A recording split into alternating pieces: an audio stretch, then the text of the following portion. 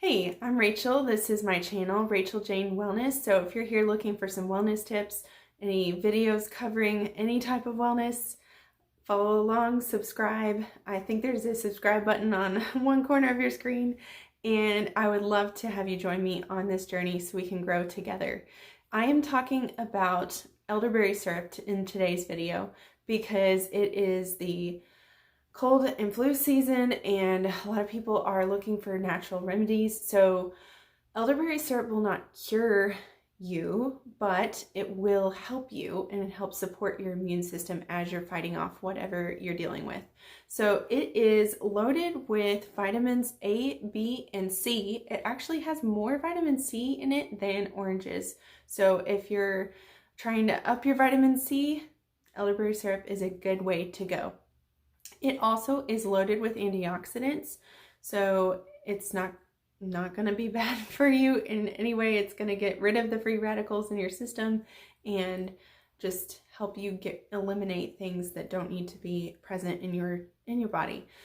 This jar, this is what I've been working off of.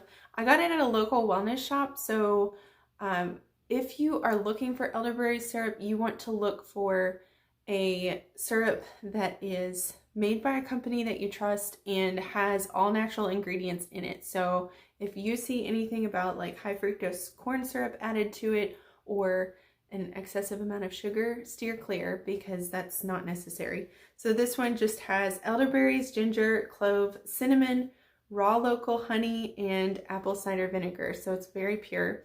I have actually made this at home, so there are recipes floating around on the internet if you're looking for a recipe, but it's not that tricky. So either way, the wellness shop will supply you with a good jar of it.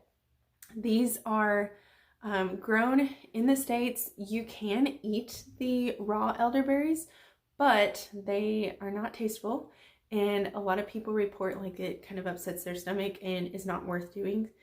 They do contain some cyanide in them, which sounds really terrifying. However, it's not that much cyanide. It's more like the amount that is in almonds or in the pit of a peach. So it's recommended to cook them before you consume them because A, they don't taste that great, and B, they do have some cyanide in them. And when you cook them, that goes away. So you won't have any stomach issues and you won't be exposing yourself to that.